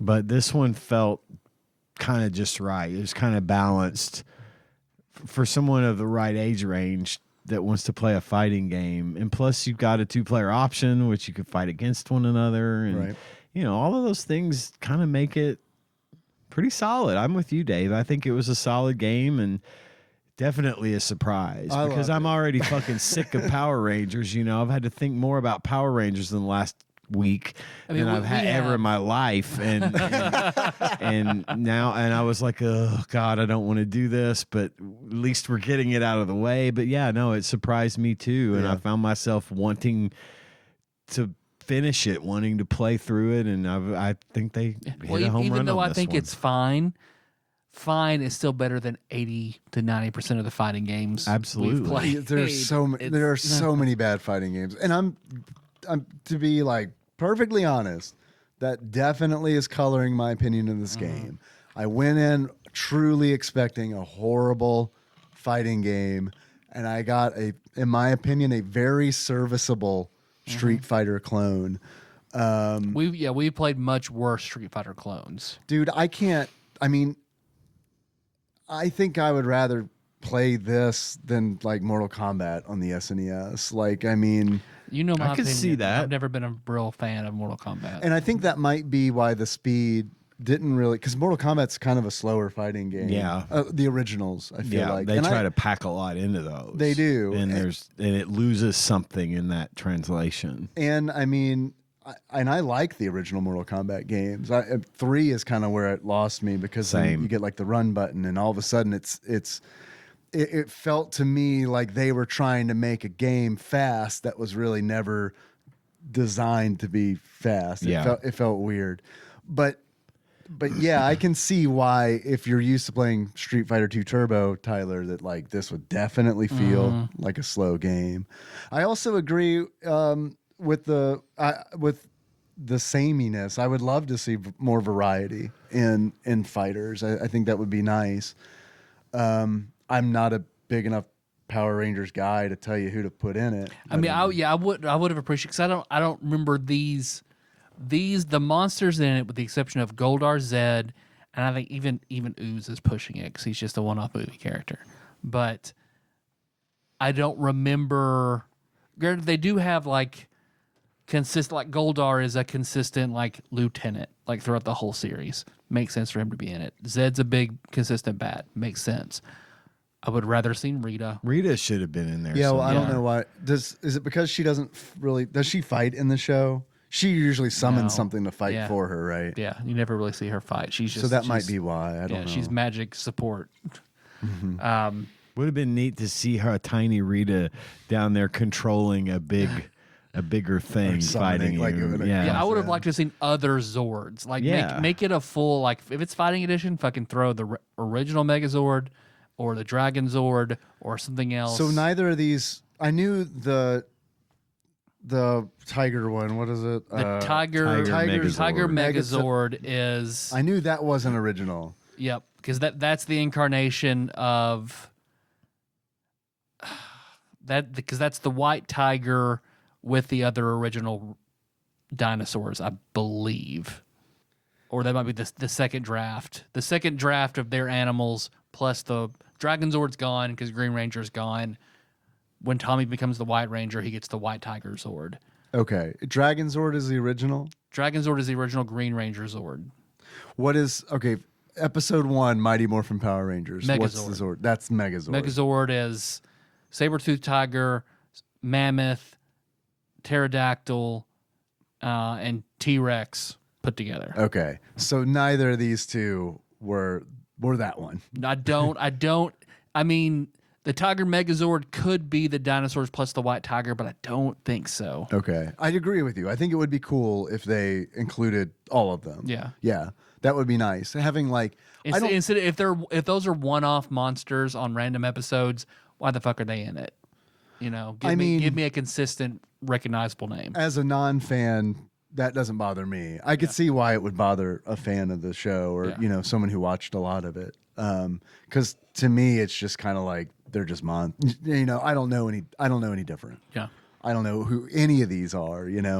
I was They reek of Monster of the Weeks. Yeah. Like a girl with a tube of lipstick for a head, and then a monster that's not going to be able to speak. like he was a reoccurring villain, they were a monster of the week to me. Yeah. I'd rather see something else. But And I mean, I don't know. I know this is limited size, limited space on a cartridge, but man, I would for as good as it looks dude, too, yeah. man, like you can monetize something like this. Like if it were like today, where it's like Lord, every it week would be like multiverses. It's literally a monster of the week. Yeah. Where it's like, oh, did you like this week's episode? Well, here's the monster from it, 99 cents. Oh, hell yeah. Add it to the Dave. game. Mighty Morphin Power Rangers Fighting Edition or Fighter's History. Or Fighter's History? Mighty Morphin Power Rangers.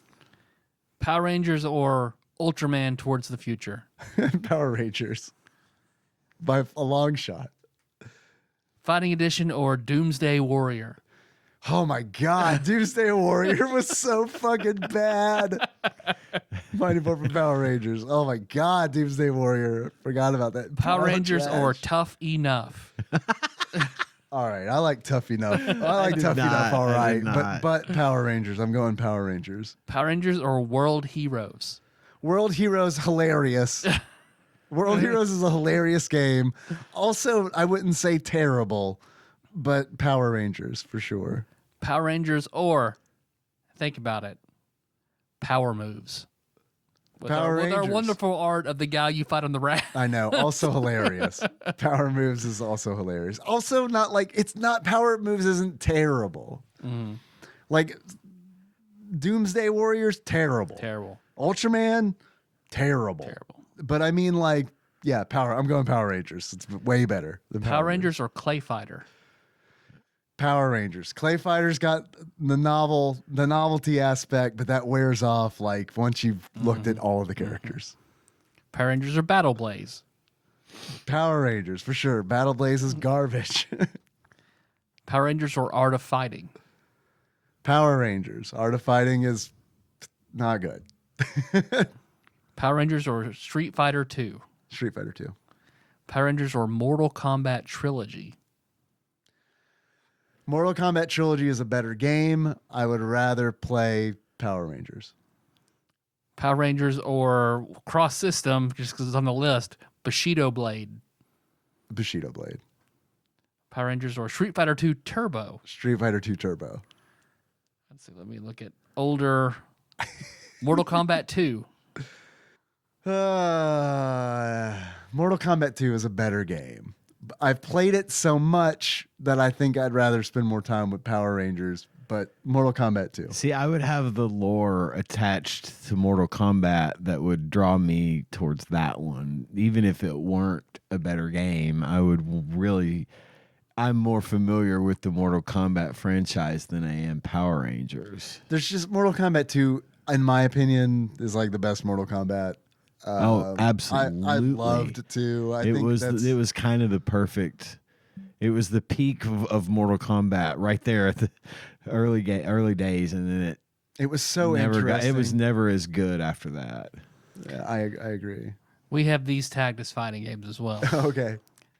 Smash Brothers Ultimate. Oh, I mean that's not a fighting game, but Smash Brothers. We Ultimate. said it is apparently. Well, yeah. We're the authority. Mike Tyson's Punch Out.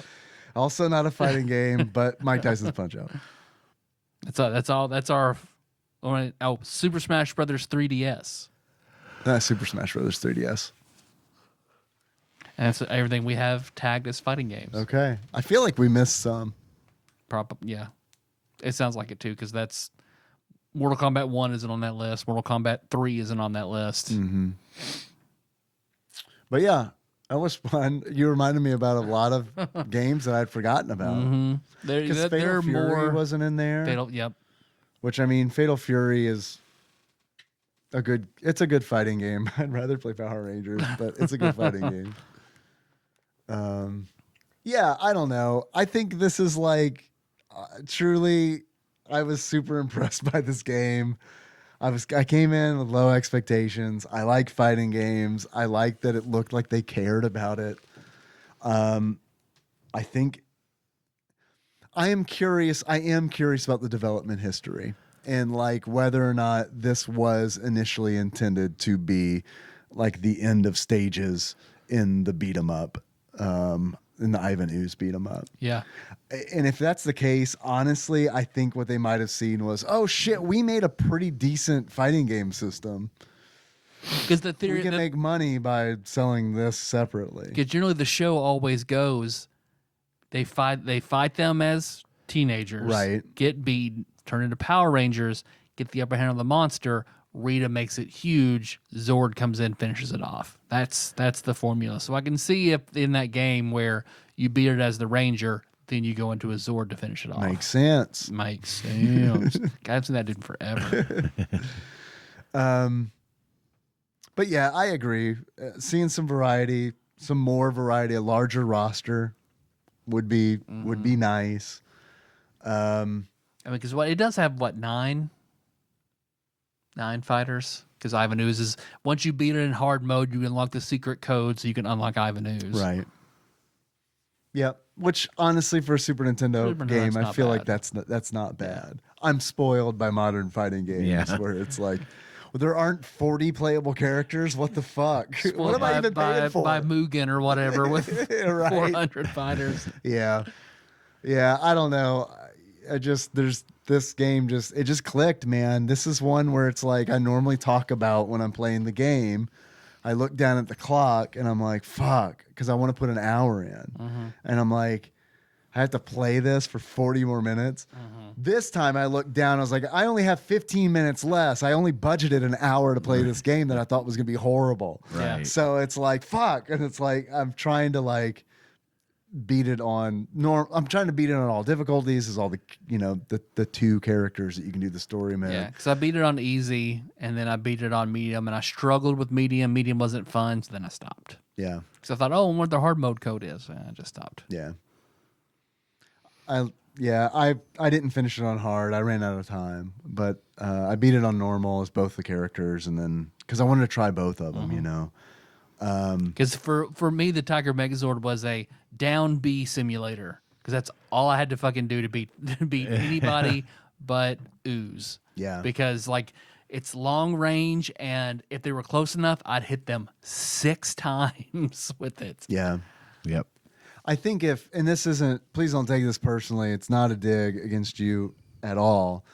But I do think that if you're playing a fighting game that way, I can definitely see it getting boring fast. Because I've never liked. That's why I love Street Fighter, even though it's special moves heavy. I really don't like Mortal Kombat because it always felt slow, clunky, and the emphasis is on special moves. Special moves, yeah. Street Fighter you can play without them and do just fine. And then, but I really liked Virtua Fighter because Virtua Fighters had almost non-existent special moves. Right. It was just mixing up heavy, light, medium kicks and punches. So. Yeah, I think there's something to be said about, playing a fighting game with really playing a fighting game that's designed with the fundamentals in mind. And you're right. Combos and stuff, getting better. Because there's also that timer. The bar that fills up and down that we haven't brought that up.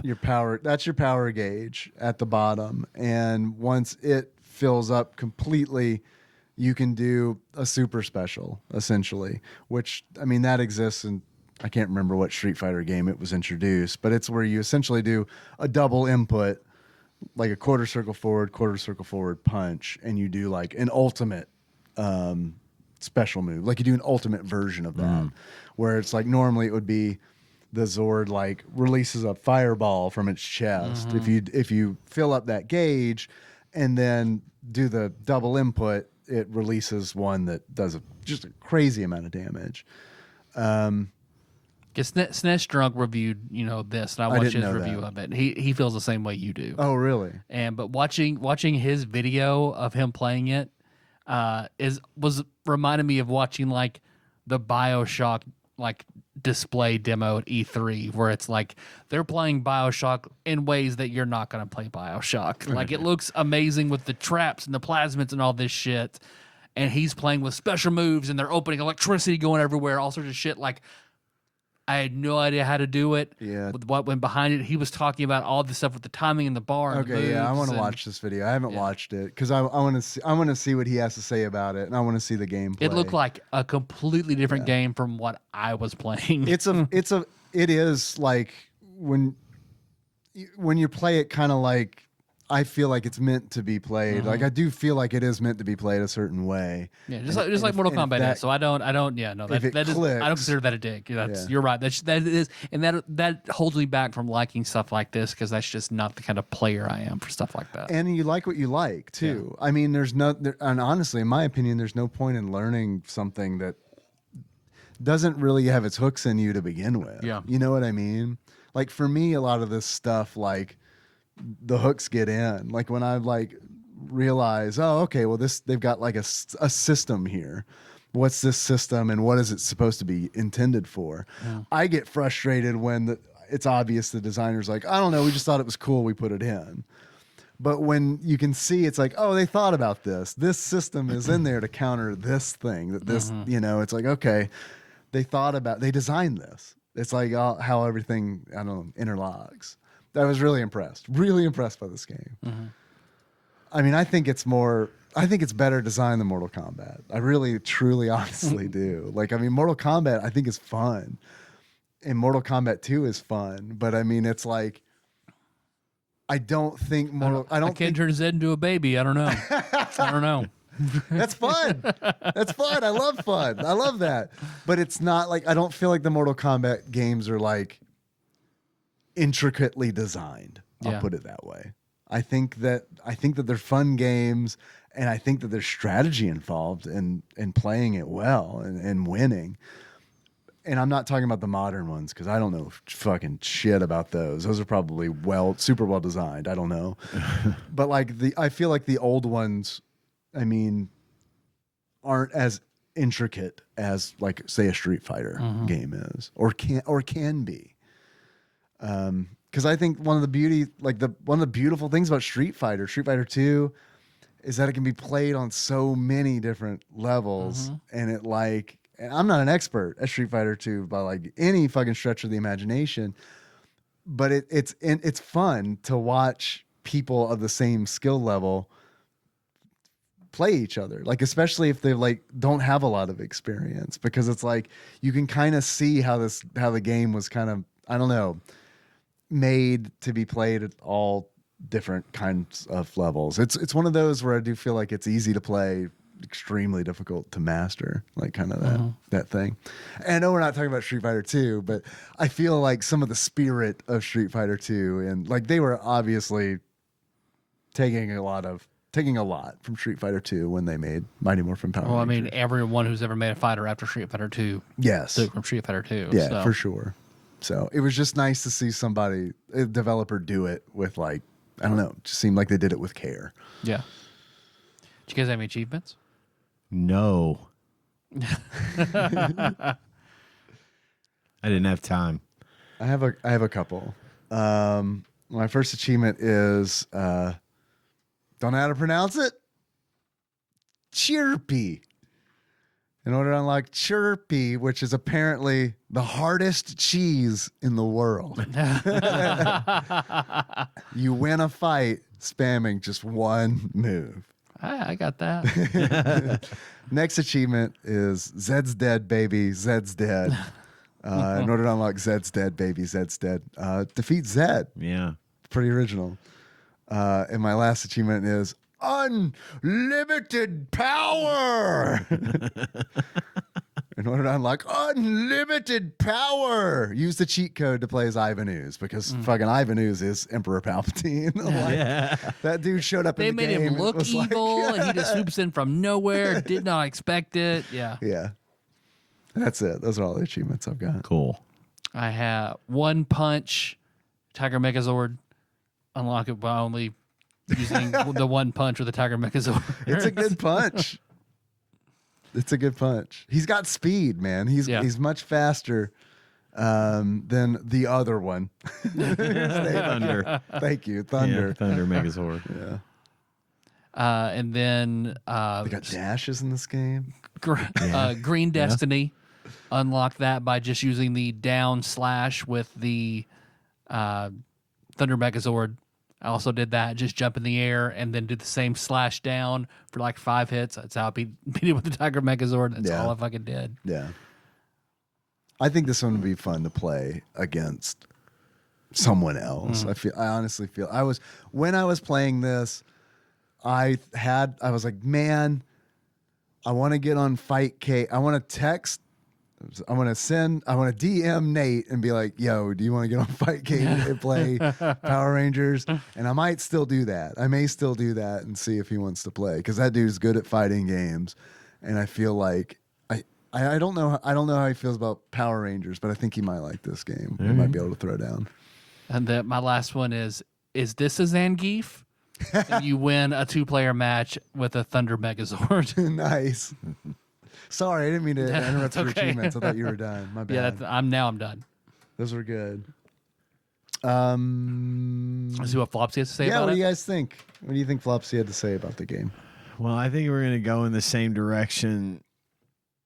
Whereas last week they gave the movie game like 3.5 stars, and I think they're gonna lowball this one. I think this one's going to be 2.5 stars, and I'm going to say it's uncommon.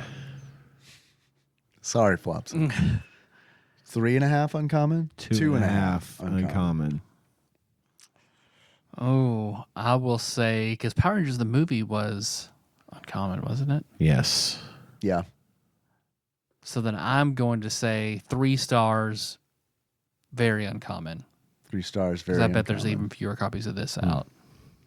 According to the ultimate Flopsy, excuse me. Flopsy, a.k.a. the ultimate Nintendo guide to the SNES library, 1991 through 1998 by Pat Contry, courtesy of Monster Mold Mike, and a shadowy, mysterious benefactor. They gave Power Rangers, Mighty Morphin Power Rangers, the Fighting Edition. Oh, sorry, that's the wrong page. We're experiencing technical difficulties. It's good podcasting. If you could run the still of the dog pulling the electrical plug out of someone's podcast player. I was thinking the Simpsons where he's behind the camera. Oops, all drunk. So it's, Technical it's difficulties. Ian at the soundboard drunk. See, bookmarks work great unless you have 8 of them. Right. You don't know which one does case, what. They're not good. Mighty Morphin Power Rangers, the Fighting Edition, they gave 4.5 stars. Whoa. Uncommon. I think 4.5 stars is a bit much. That's a high score Yeah, for Flopsy. They skew positive, but I feel like that's, I don't know. See, I thought they were going to go in the direction like GamePro did, where GamePro kind of gave this other game, the movie edition, a pretty high scores. Nice. Pretty high scores, but the fighting one got low scores. So I thought that's what this would do as well. I was mistaken. Honestly, I think the GamePro reviewer just didn't like Power Rangers. It's Yeah, truly, I think you're right. my guess, or Bandai didn't give GamePro enough money that month or something. Right, right. How much do you guys think you'd pay for it if you were to buy Mighty Morphin Power Rangers : the Fighting Edition loose for Super Nintendo? I'm going to go high on this one because last time we missed it by about $20. I'm going to say $47. $47. What do you think, Tyler? $22.50. $22.50. Actual retail value of Mighty Morphin Power Rangers : the Fighting Edition for the Super Nintendo, used on average at the time of this recording, is $56.60. Good Lord. Pricey boy. Yeah. Now, are you going to give that for that? Or is it worth it for you, that price? Because you really liked this one. I did really like it. I also like $56. Right. I would probably wait until it never came down. Right. It's probably this is the category for this game. Yeah. I like it a lot. The problem is, I can already play it. You know what I mean? Yeah, It's like it's one of right, those. It's like I right. got it on a flash drive, allegedly, that I can play on the Super Nintendo. I mean, I do own it, So, and I do have a legal backup of it. I do. But so why buy it again? That's my point. Exactly. New segment. Would I buy this a second time? Wink. With each of our complete SNES collections we have at home. Right. Yes. You'll see what we're playing next week? Yeah, Hit I this do. the old movie Like on the randomizer movie randomizer. where I roll 2d10. Oh, yeah, beards and glasses. Tyler. Yes, Dave. Thank you for the reminder, Ian. Tyler, Yes, Dave. if you were to give this game a beard, that sums up how you feel about it. What beard? Why? Ivan Ooze's twisting horn ooze beard. God, I love an ooze beard. Yeah. It's like I did a good job.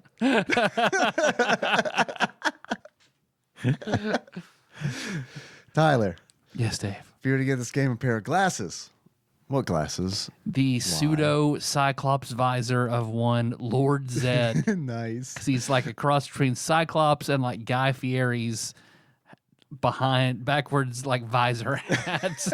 He reminds me of Carnage. When I first saw Yeah, he him, I was does. like, this motherfucker's like Carnage. Yep. But yeah, the Blew my Cyclops mind as a visor. kid. Yeah. Yeah, seeing like you can see his brain Yeah. and his muscles. Yeah. I never knew his deal because, like, I guess I was completely done watching the show when he came Well, about. he's like he's one of the evil emperors of the whole universe. Here's Rita's up to something, so he's gonna come and see whatever the fuck Rita's up to. And he comes in, hates Rita, is giving her the business, and while she's asleep, he like puts like a love spell or something on him, and he wakes up and he's like, "Oh, I love you so much," and then that's just the dynamic for the rest of the show. Okay. And then you got like an angel, He sims half for Rita, fae yeah. situation going on. Exactly. Can I sleep in your apartment, Rita? I noticed your throbbing erection, Zed. There's no skin on it. It's a little weird. But that's fine. I don't like skin. Let's see. So roll 2d20 or 2d10 and count down. And if it's one we have, I'll just go to the next one that we haven't. Okay. So that is 31. Let me count down from 31. 31 is the Lawnmower Man, which we have done. Phew. So- Dodge that bullet. Yeah. So the next one after that, I never want to watch or play that. Me neither. again. Me neither. well, this will make Ian very happy. After the Lawnmower Man is Lethal Weapon. Yes. Hell yeah. Hell yeah. I'm excited. I am too. Lethal Weapon. Because if the game sucks, at least I know the movie doesn't suck. I don't know anything about the game, Me neither. but I will in 1 week. Now, are there And so will you, listener. are there multiple lethal weapons? there's just the just one. the one. Okay. Yep. And do we know whether are we going to run into a problem here where we know which movie that this game covers? Are we just going to assume that it covers the I'm first assuming it just movie? covers the first one. When was Lethal Weapon 2 even come out? Was it after the SNES's run? Is there any chance of that? Well, let me do a little digging here just to be sure, because we have internet now. Might as well use it. Oh, no. It says it's a video game based on the film series of the same name. When I did a search for Lethal Weapon, SNES, trying to get the date or whatever, first thing that pops up is a Reddit post. We all love the SNES, but what was the worst SNES game you ever played? Great. Good. I have no designs on this being a good game. Sure. But will it follow the plot of the movie? Here's one. Great movie. Bad game? I think it just covers the first one. Okay. I don't know for sure, but we'll just assume it covers the first one. I will be shocked if we're able to discern that it is from a Lethal Weapon movie. Yeah. I think you're onto something. That's okay. We get to watch Lethal Weapon. But you guys have to watch Lethal Weapon. Sure. And I've seen it, but it's been a very, very long time. I've never seen it. I haven't seen all of the Lethal Weapons, but I've seen the first two, I think. Well, thanks for listening, everybody. You can find the show on iTunes, not SoundCloud, not Stitcher, but on Spotify, YouTube, all over the goddamn place. We have all sorts of stuff going on, but most importantly, give Ian enough time to bring up his part of the show, and that is from Patreon. He knows me too well. I always forget to bring it up, and while he's Because I saw you grimace. he's going through that spiel, I am finding my note. We have a Patreon. It's I mentioned it a couple times in this episode. Patreon.com/TADPOG. If you'd like to donate to the show for as little as $1 a month, you have access to all the bonus content we have. And if you keep giving us $1 a month, you'll continue to get access to any new bonus content we have. In the meantime, we have a list of who we like to refer to as executive producers. These are the fine folks that donate $20 or more per month to the show. And I'm going to read this list to you again, assuming it's accurate. I haven't checked in a while. That list begins with Cubicle Monkey, Plinko Nick Price, Usurper Grimm, Gamebug Prime Nathan Eaton, Pinball Airplane Archmage Chris Edler, sorry you couldn't be on this episode, Derek Pope Sandwich, Cthusiast Jeff Miners, Drinksmith Joey Webster, Sandwich Pope Phil Hawkins. I promise we'll have you on the show again someday soon, Phil. And then last but not least, Louisville correspondent Princess Consuela, Banana Hammock, Flavor Trick, Taryn Dahl. Congratulations on your marriage. Thanks as always to Dane for putting the show up on YouTube. Thank Mr. you, Dane. Puzzles, Dane S. Preston Esquire. I'm going to start doing that now. And also, once again, thanks to Brad from Arizona for the nice email that gives us a good starting point for our game segment now every week. And that's it. Our theme song is Moves by Sycamore Drive. Link back track from the shows at TADPOG.com. How you guys want to close it out? Is Rita Repulsa? Sure. So until next time. Tropical Capricorn! After 10,000 years in a dumpster on the moon. Zed, your canon. no flesh penis is really turning me on. TADPOG is hosted and produced by Tyler Holland, Dave Moore, and Ian Chandler. New episodes published Wednesdays each week and are available on Apple Podcasts, Spotify, and anywhere else podcasts are hosted. Have a question or comment for the hosts? Call us at 270-883-2555 and leave us a voicemail. If we like it, we'll play it on the show and respond. Want to send us something? You can do that at TADPOG Studios, care of Nicole Nance, P.O. Box 3785, Paducah, Kentucky 42002. If you absolutely must send us a food item, please use caution and good judgment when doing so. Tasty snacks that look or smell funky or are past their expiration date by the time we get to them will be thrown away. Bonus content is available at patreon.com/tadpog with a minimum donation of $1 per month. You can join in on the conversation by visiting our Discord at bit.ly/tadpogdiscord. Registration is free and we'd love to see you there. Thanks for listening, and if you haven't already, don't forget to subscribe to our show so you don't miss an episode. Now, where did I put that stinger? Oh, here it is. It was like the beach, with the doors. Oh, we probably saw the same one then. And it had the 3 doors going north. And then it had, I thought it was really cool. The 'cause it path was they took is what I would not have expected them same. to take. Like, Yeah, because it starts with they almost rolling. end up back in Tull. Right. Yeah. Right, exactly. That's weird. Yeah. Where did I see that? Fuck. Because I was hoping to find something to show, like, wider, to show Gilead, Megis. Like, you get, that has, like, pointers like Gilead this way. Right. And I've seen one of Gilead and Megis in the outline bear, and he's like, I want to see how they all connect. And I wanted to find, because you see where Lud is, I want to know where is Dis. Dis is where, because in my Same place as plans, D's. I want to go, I want to go there. Because that's where an orb is. So I want to know where is it. I can't find it anywhere. So It's a D&D. There's like a D&D disc, isn't there? second layer hell. Yeah, okay. Yep. I was about to say, it's a plane, right? I've Makes always sense. I didn't realize it.